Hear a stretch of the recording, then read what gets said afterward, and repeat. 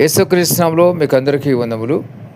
మన భారతదేశంలోని సుప్రీంకోర్టు ఇచ్చిన తీర్పు, మరి 18 సంవత్సరాలు నిండిన వాళ్ళు వాళ్ళ ఇష్టానికి ఏమైనా చేసుకోవచ్చు, వేశ్యలుగా ఉండవచ్చు అనే విధంగా తీర్పు ఇవ్వడం. అది ఒకటే కాకుండా వేశ్య గృహాల మీద ఎవరు కూడా పోలీసులు దాడులు చేయకూడదు, వాళ్ళని ఎటువంటి ఇబ్బంది పెట్టకూడదని అదొక తీర్పు ఇవ్వటం.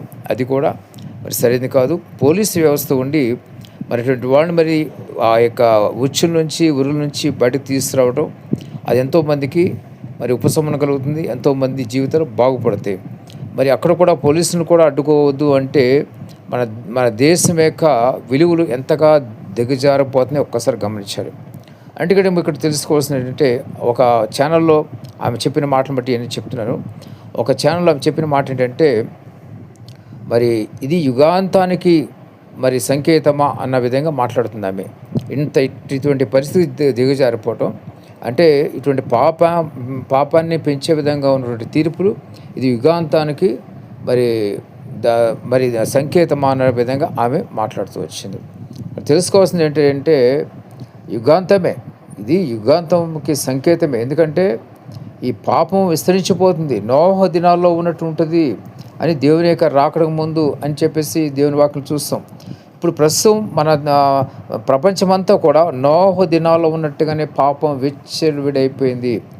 దానికి కోర్టులు కూడా సహకరిస్తున్నాయంటే ఒక్కసారి గమనించండి. కోర్టు మరి అసలు పాపమే చేయకూడదు, అసలు వేస్ట్లే ఉండకూడదు అని కోర్టు ఒక తీర్పు ఇస్తే మరి పాపం ఎంతో కొంత అరికట్టబడుతుంది. అటువంటిది లేకుండా మరి వాళ్ళే మరి మీ ఇష్టం అని చెప్తే కనుక అది చాలా పొరపాటు, అది చాలా భయంకరమైన పరిస్థితి. బైబిల్ ఎక్కడ చూసినా కూడా పాపం చేయదని చెప్తుంది. అంటే ఒక రకంగా బైబిల్కి వ్యతిరేకమైన స్టేట్మెంట్ చెప్పాలంటే, పాపం చేయవద్దు, వ్యభిచారం చేయవద్దు, దొంగతనం చేయవద్దు, అబద్ధం ఆడొద్దు అని ఈ విధంగా మరి బైబిల్ చెప్తుంది. అంటే రేపొద్దున ఇంకొక తీర్పు కూడా రావచ్చు. ఆమె కూడా ఒక మాట ఉంటుంది, మీరు అవినీతి చేసుకోవచ్చు, ఎంతైనా సరే అవినీతి అంటే లంచాలు తీసుకోవచ్చు, ఏమైనా చేసుకోవచ్చు, అది కూడా ఇస్తే బాగుండు మరి అని ఆ విధంగా ఆమె చెప్తుంది అక్కడ యూట్యూబ్లో. కరెక్ట్ చూస్తే రేపు పొద్దున ఏదో ఒక రోజున మరి కానుక గిఫ్ట్ రూపంలో ఇవ్వండి, గిఫ్ట్ అంటే లంచం కాదు, గిఫ్ట్ రూపంలో మీకు తగినంత తోచినంత ఇవ్వండి అనే వాదన కూడా ఎప్పటికప్పుడు వస్తుంది. ఎందుకంటే మన దేశంలో ఇచ్చే తీర్పులు ఆ విధంగానే. అంతకుముందు సుప్రీంకోర్టు తీర్పు ఏంటంటే ఎవరితోనే ఇష్టం వచ్చినట్టు ఎవరితోనే సహజీవనం చేయవచ్చు, ఎవరితో వాళ్ళ ఇష్టం. ఆ విధంగా ఒక తీర్పు ఇంతకుముందు సుప్రీంకోర్టు ఇవ్వడం జరిగింది.